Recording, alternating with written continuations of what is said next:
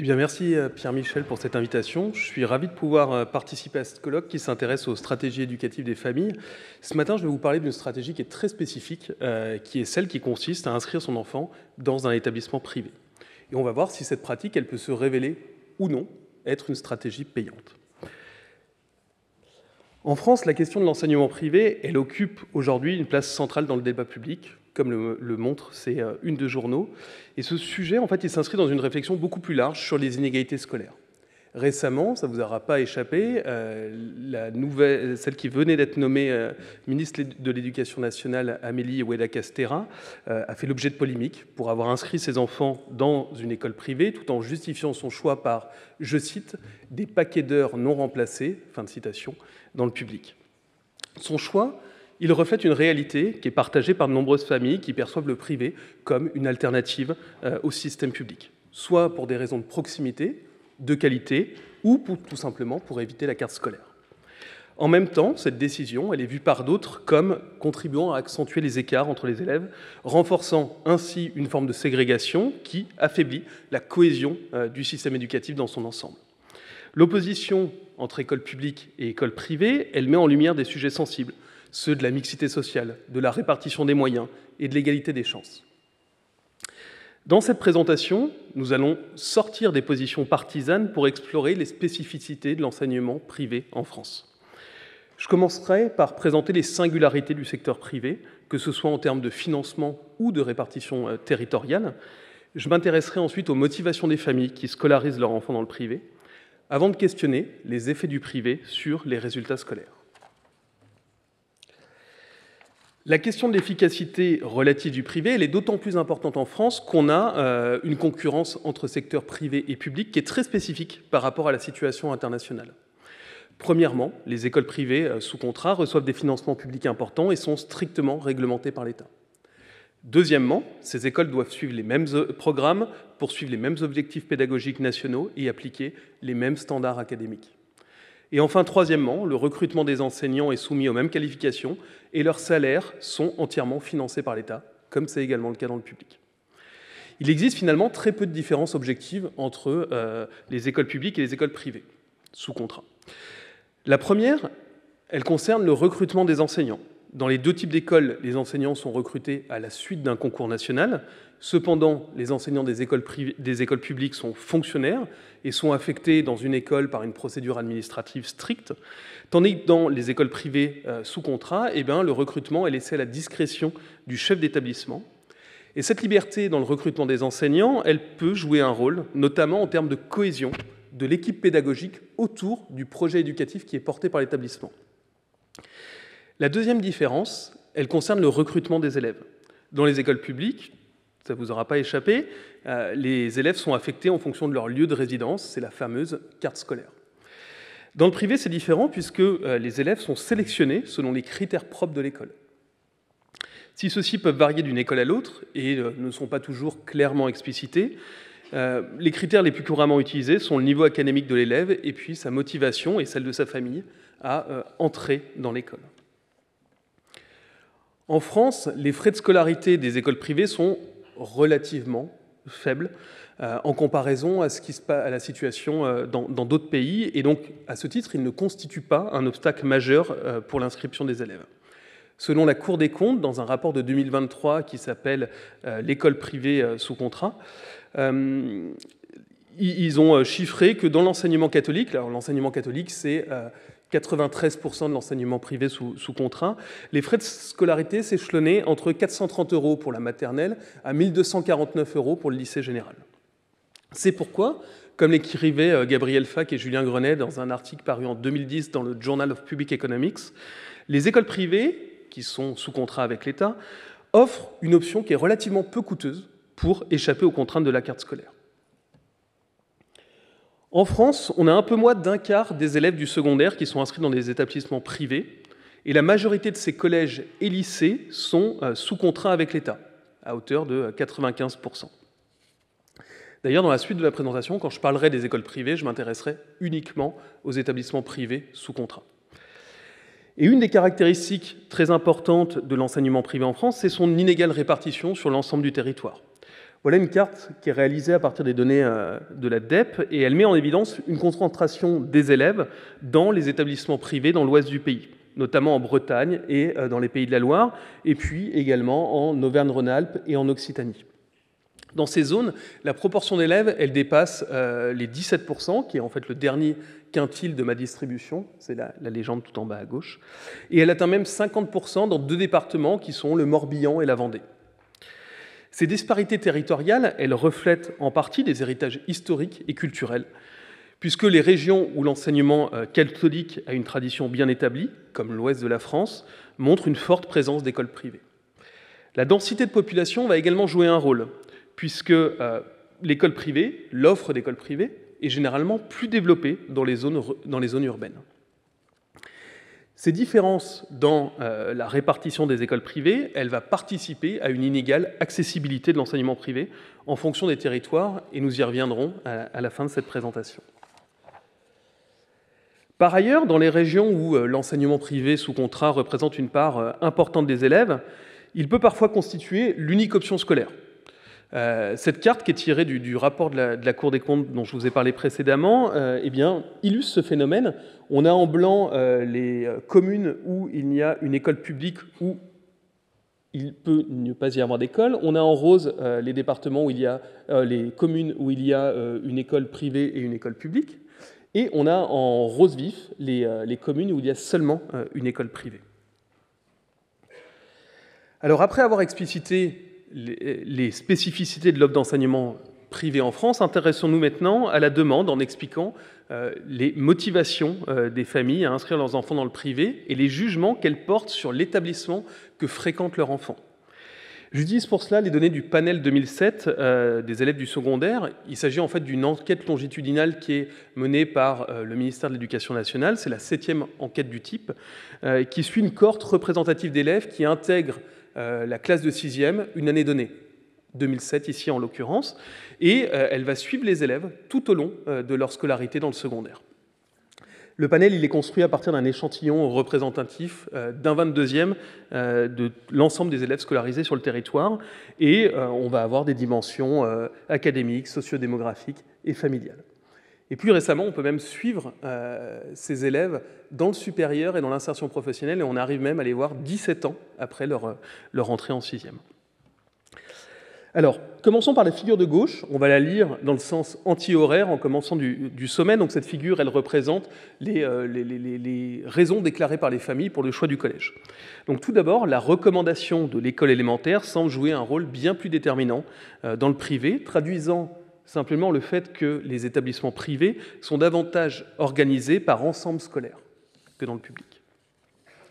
Concernant le critère de proximité géographique, les familles du privé, puisqu'elles échappent à la carte scolaire, elles ne fréquentent pas forcément l'établissement le plus proche de leur domicile, quand c'est le cas pour 80% des familles qui scolarisent leurs enfants dans le public.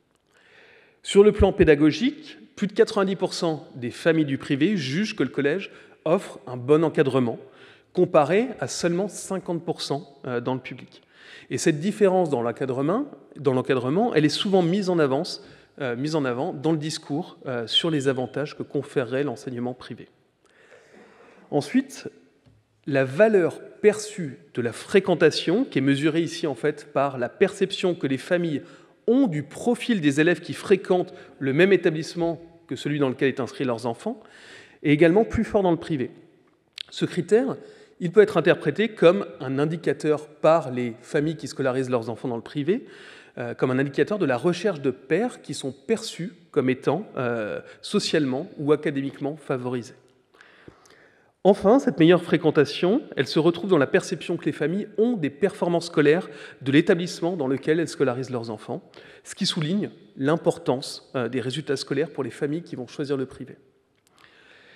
La figure de droite, quant à elle, elle illustre les jugements des familles concernant 3 aspects fondamentaux des établissements scolaires: la sécurité, la discipline et la réputation. Pour chacun de ces critères, le secteur privé est mieux perçu par les familles. Ces 2 figures, elles nous montrent, d'une part, que les familles ont une meilleure opinion des établissements privés, et d'autre part, que ces mêmes familles privilégient le privé pour sa réputation, sa fréquentation, la qualité de son encadrement pédagogique et comme alternative aux contraintes de la carte scolaire. Alors d'accord, le privé est mieux perçu par les familles, mais est-ce qu'il a un effet sur les performances scolaires des élèves ? En utilisant le panel d'élèves du secondaire de 1973, qui est pour le coup, cette fois-ci, le premier panel réalisé par l'ADEPE, on a Gabriel Lanjouet et Alain Léger dans un livre de 91 qui s'appelle « Public ou privé, trajectoire et réussite scolaire », qui vont être les premiers en France à s'intéresser à cette question de l'effet du privé sur les résultats scolaires. Et ils vont conclure à l'avantage positif du privé sur les notes des élèves, en particulier pour les élèves qui sont issus des milieux défavorisés. En s'intéressant cette fois-ci aux primaires, on a notamment deux travaux qui prolongent ceux de Gabriel Lanjouet et Alain Léger. Tout d'abord, on a celui de Mathieu Waldner qui constate dans sa thèse de doctorat que l'enseignement privé a un effet défavorable sur les tests d'entrée en sixième. Et ensuite, Chloé Tavant, elle ne trouve pas d'effet, dans un article qu'elle publie dans la Revue française de sociologie en 2004. Elle utilise les mêmes données de panel de l'ADEPE, mais elle ne trouve pas d'effet du secteur de scolarisation sur les résultats scolaires. Néanmoins, il faut avoir à l'esprit que ces travaux ne tiennent pas compte, en fait, de l'endogénéité du choix du secteur de scolarisation. Et donc, dans un article qui est paru dans la revue Labour en 2017, on a Giuseppe Bertola, de l'Université de Turin, qui va tenter de tenir compte de cette source de biais. Il va exploiter les données du panel du 95 et montrer que les élèves qui sont inscrits dans les établissements privés ont de meilleurs résultats scolaires.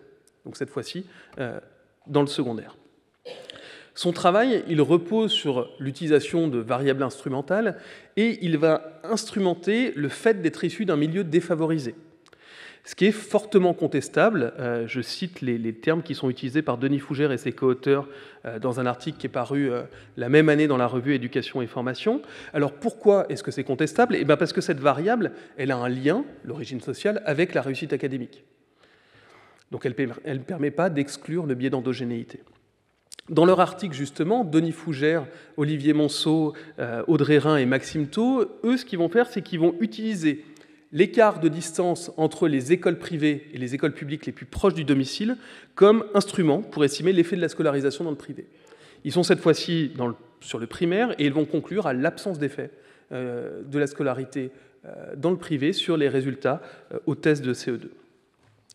Cependant, une nouvelle fois, pour que cet instrument soit valide, il faut que la distance aux écoles publiques et privées les plus proches du domicile de la famille affecte les résultats scolaires uniquement via le choix du type d'école, publique ou privée.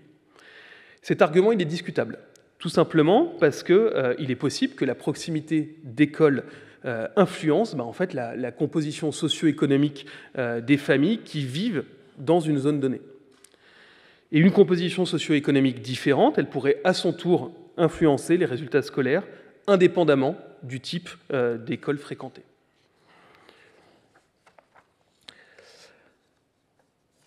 Alors, ce qu'on peut dire là, c'est que, à l'exception des deux derniers articles que je viens de citer, les autres travaux de recherche, ils n'utilisent pas de méthode d'identification qui permettrait de prendre en compte le biais de sélection potentiel qui est lié à la sélection non aléatoire des élèves inscrits dans les écoles privées et les écoles publiques. Et c'est pourtant quelque chose en fait, qui est crucial de tenir compte de ces différences importantes entre les élèves qui sont scolarisés dans le public et ceux qui sont scolarisés dans le privé. En moyenne, on s'aperçoit que les élèves du privé, ils proviennent de milieux sociaux plus favorisés, que leurs parents sont généralement plus éduqués, et ils ont souvent de meilleurs résultats scolaires à l'entrée en sixième. À titre d'exemple, si on prend la première partie le premier rectangle rouge, plus de 30% des élèves qui sont scolarisés dans le privé ont un père qui appartient à la catégorie socio-professionnelle cadre et profession intellectuelle supérieure, contre un tout petit peu plus de 15% pour les élèves du public. Cette différence, elle se retrouve dans le niveau de diplôme des parents. Si on prend le niveau de diplôme des mères, cette fois-ci, c'est le deuxième rectangle, on s'aperçoit que plus de 40% des mères qui ont un enfant scolarisé dans le public ont un diplôme du supérieur, quand ce chiffre atteint moins de 30% pour les élèves qui sont scolarisés dans le public. Par conséquent, si on compare directement les résultats des élèves qui sont scolarisés dans le public et dans le privé, on ne pourra pas tirer de conclusion causale fiable, tout simplement parce que les différences de réussite qu'on observerait pourraient résulter de différences dans les caractéristiques des familles. Alors pour résoudre ce problème, on a différentes méthodes qui ont été utilisées dans la littérature internationale, et on va faire un détour justement par ces méthodes maintenant. La première méthode, on en a déjà parlé, c'est celle des variables instrumentales. Les premiers à utiliser cette méthode, c'est William Evans et Robert Schwab dans un article du QJE en 1995. Et eux, ils vont s'intéresser en fait aux effets de la scolarisation dans une école catholique aux États-Unis. Et pour cela, ils vont instrumenter la religion catholique et la présence d'écoles catholiques dans la région pour estimer les effets de la scolarisation dans ce type d'établissement. Cependant, là encore, en fait, l'utilisation de l'affiliation religieuse comme instrument, elle peut être problématique parce que cet instrument, il n'est pas totalement indépendant du choix de l'école. De manière générale, sur la question des variables instrumentales, et c'est ce que montrent Vincent Vandenberg et Stéphane Robin dans un article qui est paru dans la revue Labor Economics en 2004, il est difficile de trouver un instrument valide, c'est-à-dire un facteur, une variable qui va influencer la probabilité d'aller dans une école sans affecter directement les résultats scolaires. Et pour leur part, eux, ils vont choisir d'utiliser la taille de la ville dans laquelle l'établissement de l'élève est situé comme instrument, ce qui est là aussi critiquable pour les raisons que j'ai évoquées précédemment. Et ils vont montrer, à partir de la première vague des données PISA, que l'enseignement privé ne génère pas d'avantages systématiques. Alors pas systématiques, parce qu'en fait, cela dépend de la méthode qu'ils utilisent. Ils en utilisent 3, et ils le font dans 8 pays différents. Une deuxième méthode qui est qualifiée de naturelle, elle repose sur une allocation aléatoire des élèves entre les écoles publiques et privées. Aux États-Unis, on a les charter schools qui permettent la mise en œuvre d'une telle méthode d'évaluation, puisque dans le cas où la demande de place dans l'école privée va excéder l'offre de place, eh bien, ces écoles vont pouvoir effectuer un tirage au sort, une loterie, pour déterminer qui va avoir le droit de rentrer dans l'école. Et donc, en comparant les élèves qui ont pu aller dans cette école et ceux qui n'ont pas pu aller dans cette école, eh ben, on va se rapprocher, sous certains aspects, des conditions d'une expérience aléatoire. Je vous invite à consulter là-dessus les travaux du prix Nobel d'économie de 2021, Joshua Angrist, et de ses co-auteurs, notamment Parag Pathak et Christophe Walter, qui ont beaucoup travaillé sur cette question de la performance des charter schools. Et les charter schools, c'est relativement similaire à nos écoles privées sous contrat, dans la mesure où elles sont financées par le public, alors partiellement, alors que nous, c'est massivement. Et par contre, elles sont situées, c'est ça qui est très intéressant, dans des quartiers défavorisés. Alors, là encore, la validité de cette méthode, elle est limitée, parce que les résultats, ils ne peuvent s'appliquer, d'une part, qu'aux charter schools qui ont plus de demandes pour rentrer dans l'école que d'offres, que de places disponibles, et elle ne peut être utilisée que dans les pays qui ont un système de laiterie qui est mis en place. Typiquement, les États-Unis, la Colombie, l'Inde ont ce type de système, mais la France, évidemment, n'en a pas. Une autre méthode qui est couramment utilisée pour estimer l'effet des charter schools, elle consiste à utiliser en fait des modèles à effet fixe avec des données longitudinales. Là, le principe, c'est de comparer des élèves avant et après leur inscription dans une école privée. Et on trouve une très bonne présentation de cette méthode qui est faite par Denis Apple, Richard Romano et Ron Zimmer dans le Handbooks of Economic of Education, le volume 5. Et cette approche, en fait, le problème de cette approche, c'est qu'elle fournit des estimations seulement pour les élèves qui vont changer d'établissement, c'est-à-dire ceux qui passent du public au privé. Et donc les switchers, et en fait c'est quelque chose qui va limiter la généralisation des résultats, dans la mesure où ces élèves qui changent d'école, ils constituent une population spécifique qui n'est pas représentative de la population globale des élèves scolarisés. Enfin, on a une dernière méthode qui repose sur la sélection des variables observables. Cette méthode, elle est indiquée en fait quand les élèves ne sont pas assignés de manière aléatoire aux écoles privées. Et elle consiste simplement à appareiller des élèves qui ont des caractéristiques similaires pour comparer les résultats entre ceux qui fréquentent les écoles privées et ceux qui fréquentent les écoles publiques. Cependant, il faut rester prudent dans la mesure où les résultats obtenus par un appareillement sur le score de proportion ne sont informatifs que si une variable non observable ne vient pas affecter à la fois l'inscription en école privée et les résultats scolaires. Finalement, on le voit, il n'y a pas de méthode parfaite. Chacune de ces méthodes présente des limites. Mais il faut avoir en tête, en tout cas en ce qui concerne la situation internationale, que quelle que soit la méthode utilisée, et bien que les résultats varient en fonction du niveau scolaire, de la matière étudiée, du contexte local, eh bien les travaux de recherche mettent généralement en évidence un impact positif de la fréquentation des écoles privées sur les résultats scolaires. Par ailleurs, on a certaines recherches qui ont montré qu'il existait des effets bénéfiques à moyen terme, ainsi que sur des aspects non académiques, tels que le revenu ou le bien-être. Alors, la situation internationale, elle est différente de la situation française. On l'a évoqué au début, notamment sur le financement des écoles privées. Et donc, il est intéressant de vouloir prolonger ces travaux au cas français. Ou seuls, c'est ce que j'ai évoqué précédemment, ceux de Denis Fougère et de ses co-auteurs, en fait, utilisent une méthode d'estimation qui permet de prendre en compte correctement, bien qu'elle présente des limites, l'endogénéité du secteur de scolarisation, mais eux, ils le font au niveau du primaire. J'ai donc poursuivi ces travaux dans un article qui est publié dans la revue Education Economics en 2023, et je me suis intéressé à l'effet d'une scolarisation dans un collège privé sur les résultats scolaires. Comme je ne dispose pas d'une méthode naturelle d'affectation aléatoire des élèves entre école publique et école privée, comme c'est le cas aux États-Unis, ni d'un système de loterie ou quoi que ce soit, eh bien ma stratégie d'estimation, elle va reposer sur la méthode des scores de propension.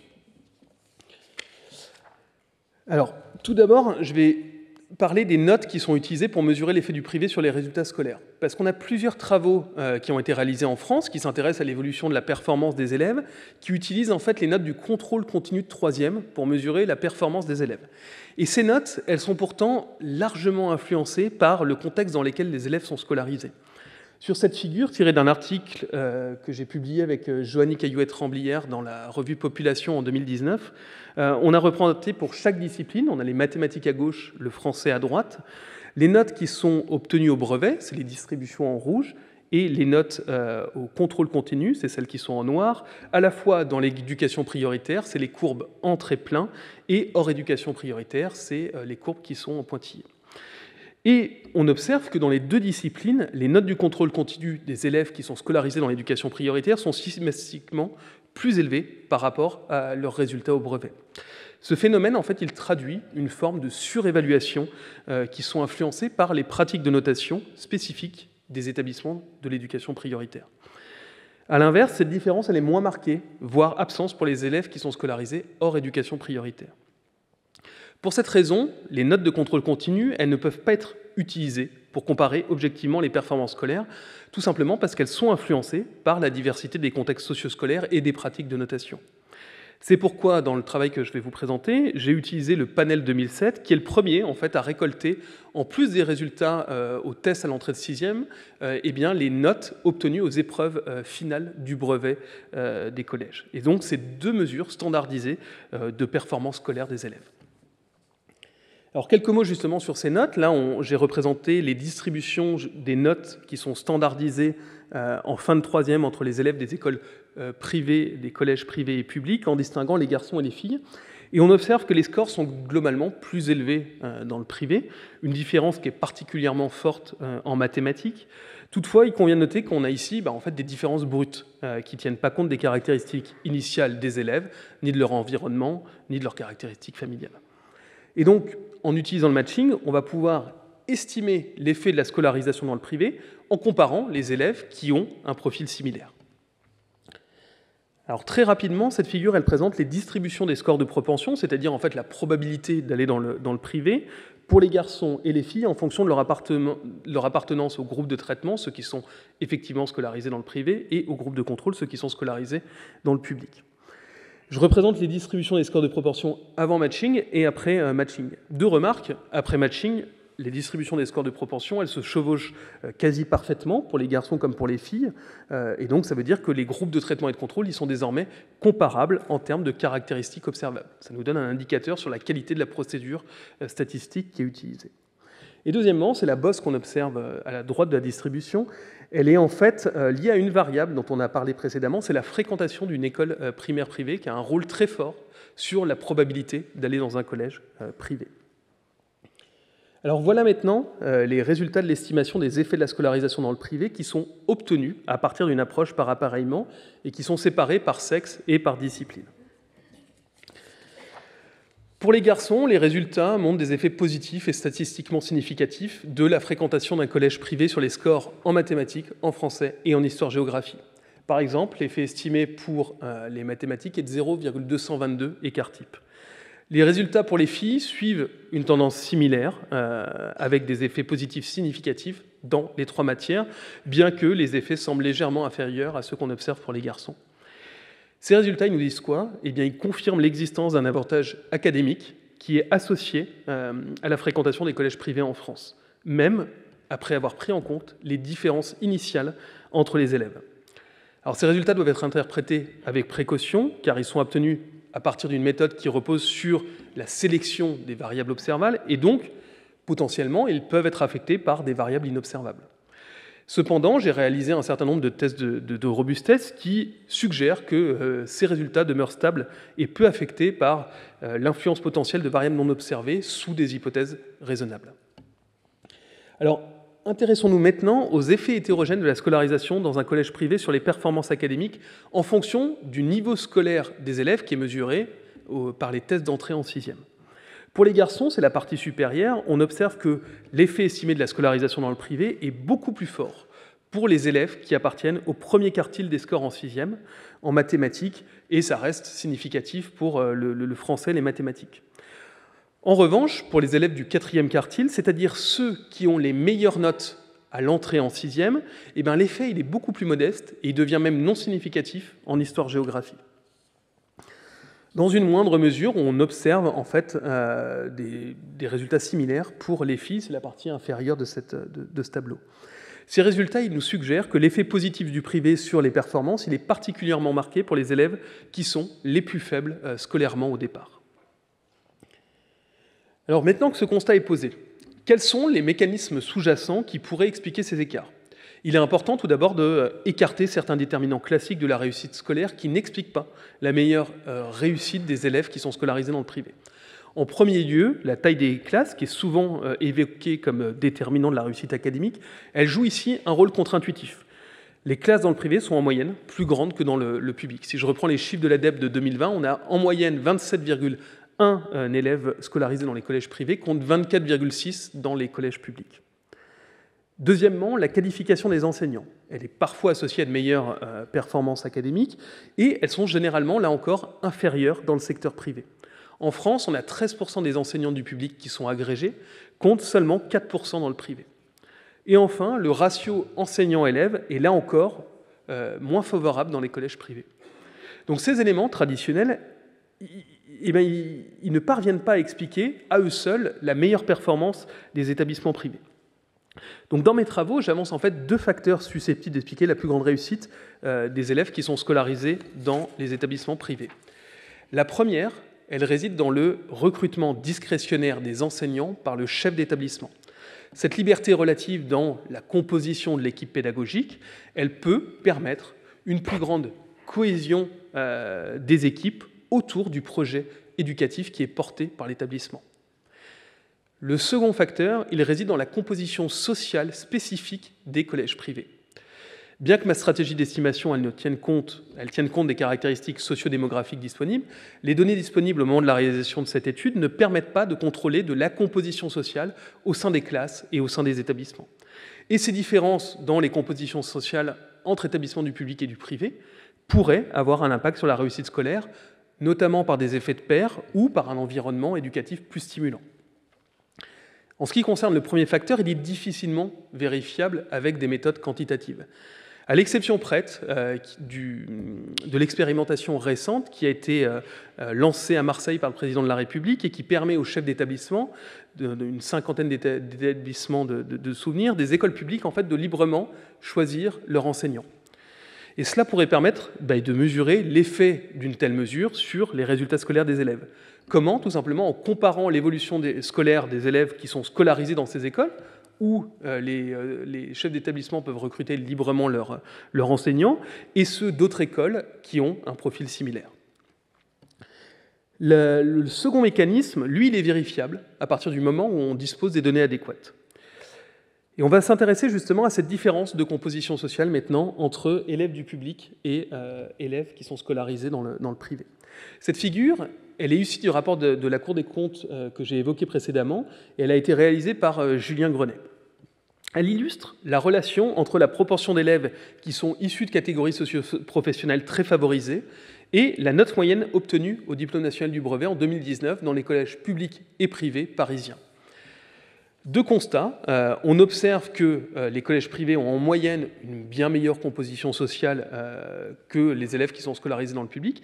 Et deuxième constat, on observe qu'il y a une meilleure performance de ces élèves au diplôme national du brevet.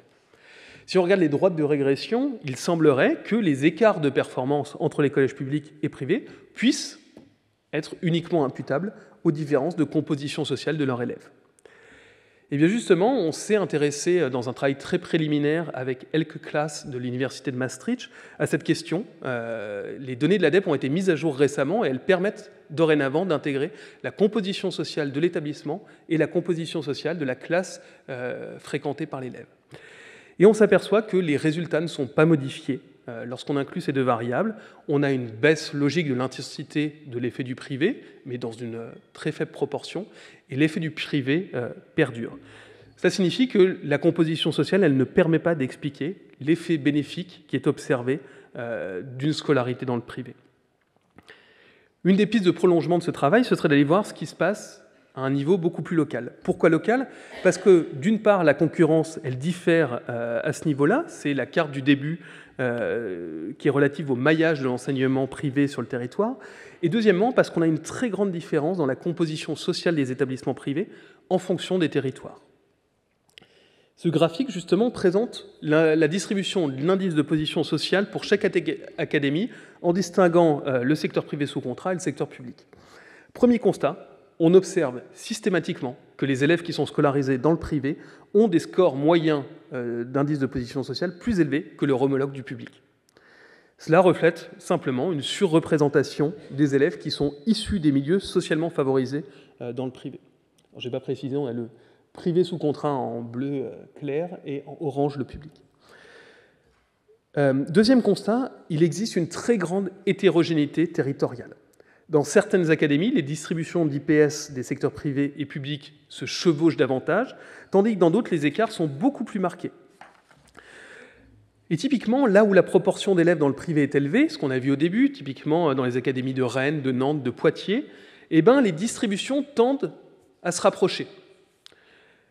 Alors qu'à l'inverse, dans certaines académies, là où la concurrence locale est forte, je pense notamment aux 3 académies d'Île-de-France, Paris, Créteil, Versailles, on a des écarts très importants entre les distributions d'indices de proportion sociale. Cela plaide en fait pour une analyse beaucoup plus fine en tenant compte de ce qui se passe localement. Alors on a essayé de réaliser des estimations à un niveau plus granulaire, mais c'est malheureusement pas possible avec les données de l'ADEPE. L'échantillon devient beaucoup trop petit et on a une explosion de nos écarts types. Alors pour conclure, on a vu que les familles du privé, elles choisissaient le secteur privé pour ses résultats, son encadrement, sa fréquentation, en tout cas perçue, et pour échapper aux contraintes de la carte scolaire du secteur public. J'ai également évoqué le fait que la scolarisation dans le secteur privé avait des effets positifs sur la performance scolaire des élèves. On vient même d'évoquer qu'en prenant compte la composition sociale, cela ne bougeait pas. Et donc les deux mécanismes qui étaient évoqués, à savoir le recrutement des enseignants par le chef d'établissement et la composition sociale spécifique des collèges, eh bien, il semblerait que ce soit plutôt ce premier mécanisme qui puisse expliquer l'avantage du secteur privé. Mais au-delà de l'identification précise des mécanismes qui permettraient d'expliquer les effets du privé sur eh bien, les performances scolaires, qui constituent des pistes de recherche particulièrement intéressantes, ces résultats ils soulèvent des interrogations en termes de conception des politiques publiques. La première interrogation, c'est est-ce que c'est une situation pérenne de financer massivement un secteur scolaire qui concourt à la ségrégation entre élèves ? Alors je vous rassure, c'est une question ouverte et je ne vous demande pas d'y répondre maintenant. La deuxième question, c'est est-ce qu'on peut essayer d'imaginer des mécanismes qui permettraient d'harmoniser la composition sociale entre types d'établissements ? Cette question, elle fait écho aux travaux récents de Julien Grenet, Élise Huillery et Youssef Swidi, qui montrent que ce type de politique de mixage des élèves entre établissements, qui a été mise en place pour leur cas que dans des collèges publics, elle peut contribuer à améliorer le bien-être personnel et social, aussi bien pour les élèves qui sont issus de milieux défavorisés que pour les élèves qui sont issus de milieux favorisés, tout en n'affectant pas leurs résultats scolaires. Ce qui ouvre la voie, pourquoi pas, à la mise en place de telles expérimentations entre les secteurs publics et privés. Je vous remercie.